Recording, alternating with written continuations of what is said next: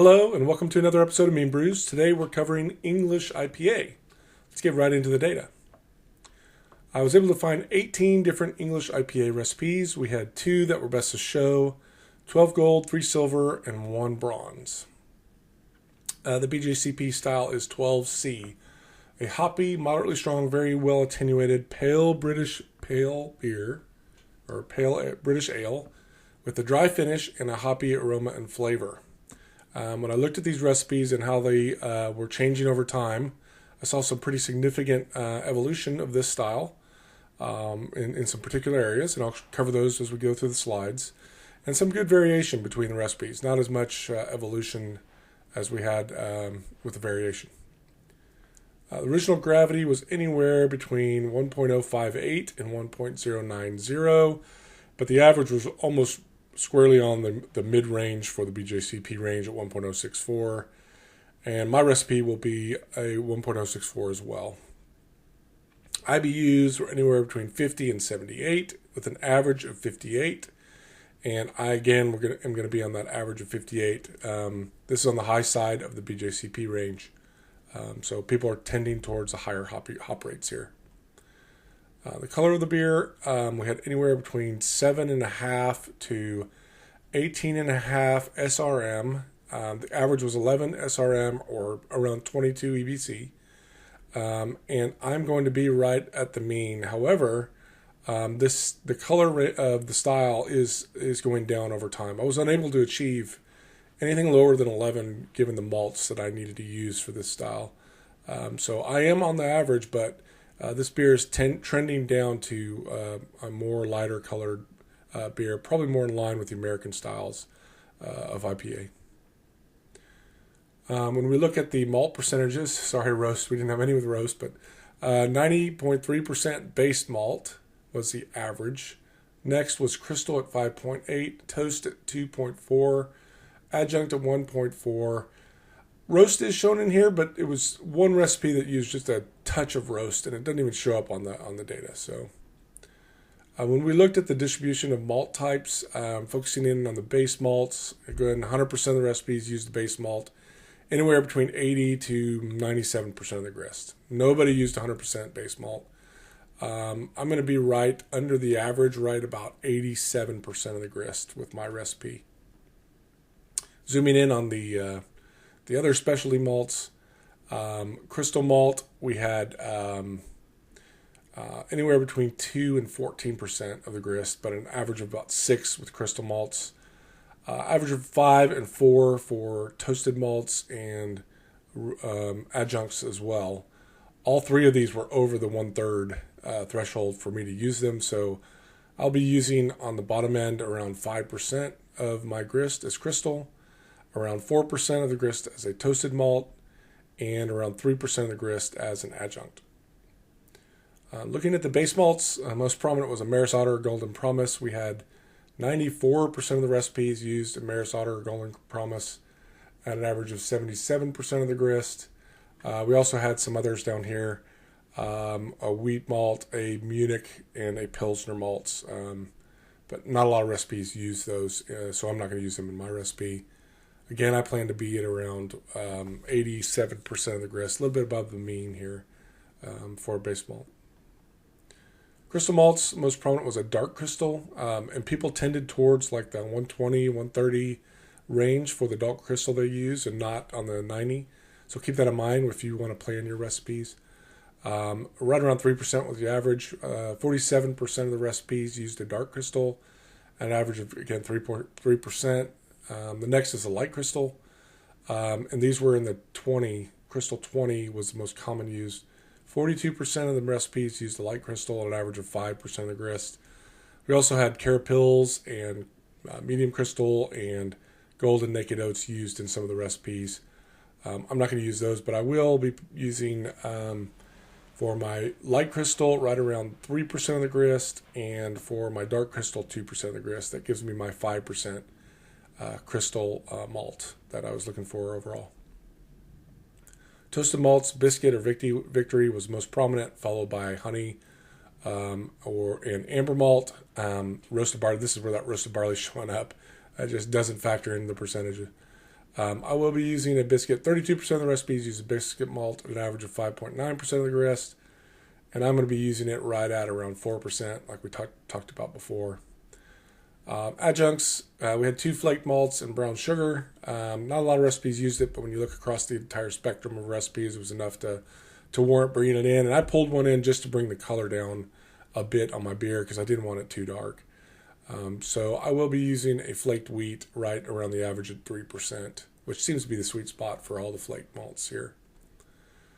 Bittering hops, Chinook, Challenger, EKG, and Centennial and Magnum make up about 2/3 of the recipes. We had 12 different bittering hops used. I'll be using Challenger instead of Chinook because we're seeing a change in time for bittering hops used. My personal recipe that I use for this uses Chinook as a bittering hop. However, more and more frequently in today's day and age, people are using Challenger, which is a higher alpha acid English variety. So I'm recommending using Challenger for this style. We had 8 different flavor hops used across all the recipes. EKG, the most dominant here, 58% of the recipes, and Fuggles, 11%, and some others there. We start seeing some, and you'll see this in the late edition hops, some American style variety late hops winning in English IPA. So we could see a trend here in the future. Definitely in the last 5 years, this is starting to win in this style, using American style hops in an English IPA. I'll be using EKG for my recipe. Aroma hops, again, EKG, Cascade, Willamette, spelled that wrong, Amarillo, Hallertau, Galaxy.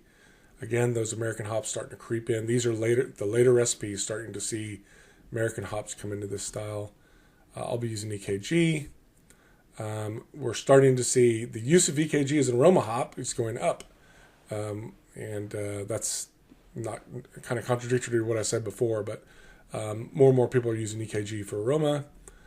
Whirlpool hops, we had 5 different Whirlpool hops used. Fuggles, EKG, Bramley Cross, First Gold, and Challenger were used, and I plan to use EKG. 10 different dry hops used. Again, EKG, the most prominent, Chinook, Galaxy. Here's where we're starting to see the American ones come in the dry hops and the hop aroma. I'm not going to make that trend yet to go to an American hop. I'm going to stick with the EKG because I have personally had success with just using EKG across the board after the bittering hop. So going to follow that trend because I think it's a winning trend for this style. Rate of hop additions, we'll start with the red curve, which is your flavor hop addition. Anywhere from around 0.1 to 0.45 ounces per gallon. And the sweet spot is 0.27 ounces per gallon flavor hops. Aroma hops, a little bit fewer recipes use it. 3/4 of the recipes use an aroma hop, anywhere between 0.1 and 0.7, around there, with an average of about 0.3. A little bit higher rate of aroma hops than flavor hops. About half the recipes used a dry hop, which is the black curve, anywhere 0.15 to 0.75 ounces per gallon. Huge hop rates over here. The average of 0.35 around there, or 0.37. And then Whirlpool, not a lot were used. Around 1/4 of the recipes used Whirlpool hop. You'll notice I am using a Whirlpool hop, and I'll show you why in a second. Big range between 0.2 and 0.75 ounces per gallon, with an average of about almost a half an ounce per gallon. So that's another huge hop charge of Whirlpool. I'm going to be running the average for my flavor. I'm going to be on the high side for aroma. I'm going to be on the mean for Whirlpool and on the mean for dry hops. And you'll see why I'm including this hop and on the high side for aroma in a second here. So here's the percentage of recipes that used a dry hop or a Whirlpool hop. Whirlpool's a blue curve. And the dry hop is orange curve. Both of them are just becoming more and more prominent. Over 50% of the recipes using them. 100% here lately. So not so much in the early 2000s, late 90s, but today everyone's Whirlpool and dry hopping. Nearly everybody's Whirlpooling and dry hopping this style. Aroma ounce per gallon is the blue curve. Again, this is how I got my change in above the mean for the amount of aroma hops that I'm using. And for the dry hops, again, that's going up as well. But I'm sticking with where we are. It was a little bit higher than the mean, but it's not drastically over. The mash type, we had about 81% of the recipes used an infusion. We did have some step mashes, I think, with the recipes that used wheat or flaked. They did some step mashes, but I'm going to stick with the infusion mash here. I think it's practical for this style. For the rest, we saw 1 protein rest and 2 beta rests, and the remainder of them used the main saccharification. The beta rest was 144 Fahrenheit or 62 Celsius for an average of 10 minutes. I don't know what they're getting out of a 10-minute beta rest, but 2 of them did it. I think I missed this one. This was at 120, obviously. Alpha rest was 152. This number's wrong, for an average of 61 minutes. And I'm going to be at 150 for my recipe, and that's because we're seeing a trend down on the alpha mash temperature to around the 150 mark. The duration, this was kind of interesting. So we had some 30-minute mashes here for this style. I don't know where this is coming from. I wanted to present this to show that there is a trend down on the mash duration. Pretty much they were in the 90s, 70s, 90s back here, all the way up to 3 hours. But we are seeing a trend down. I'm not going to do a 30-minute mash. I'm going to do a 60-minute mash for my recommended recipe. Boil duration anywhere between 60 and 120 minutes with an average of 75. And I'm going to stick with that, 75-minute boil. We had 8 different yeasts used. We had a tie for first with Whitbread, Chico, and Worthington White Shield. So any of these would be good. We had Fuller's, Boddington's, Prips, and a bunch of other Sactois over here, Conan. People really making non-traditional English IPAs with these strains and winning. Of these 3, we did see, I'm going to use White Lab 013, Worthington White Shield. We did see some evolution on 001. So after about 2006, people weren't using it anymore. So I don't recommend using the Chico strain for this style. Stick with either Whitbread or Worthington for this style of beer. Water chemistry, we only had 2 reporting, so my recommendation is go full Burton. The high end of this is the full Burton. So all my points here are going to align with the full Burton recommendation, and you'll see that in the Brewfather recipe if you click on that link in the description. For the fermentation temperatures for the 3 most prominent yeast strains, and for all of them, anywhere between 63 and 70 with an average of 66 Fahrenheit or 19 Celsius. And these strains here that are the most prominent, anywhere between 64 and 65.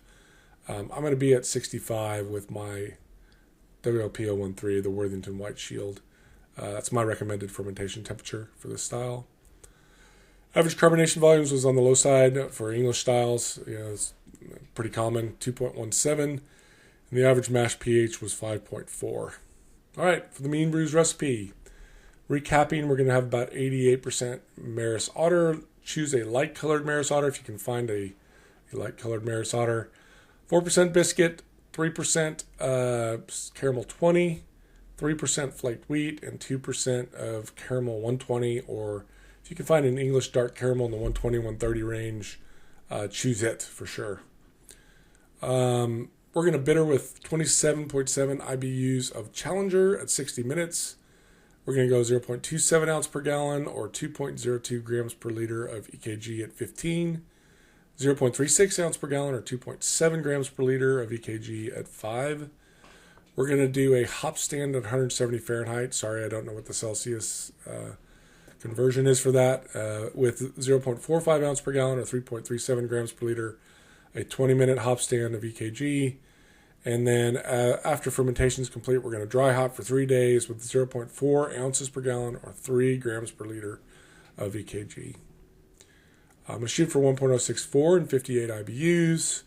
Water chemistry, again, this is full Burton. Don't be afraid of the amount of sulfate you see here.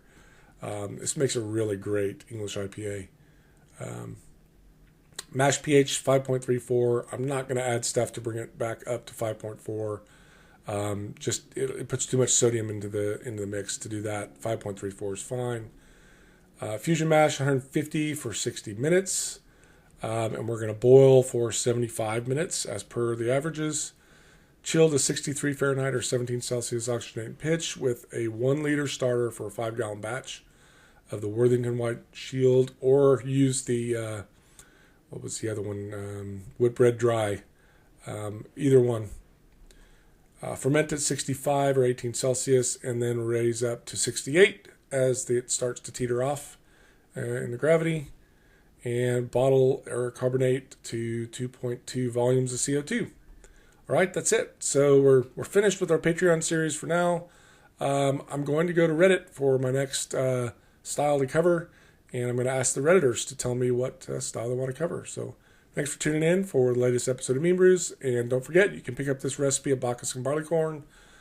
So check them out. Link is in the description, and we'll see you in a couple weeks. Thanks. Bye-bye.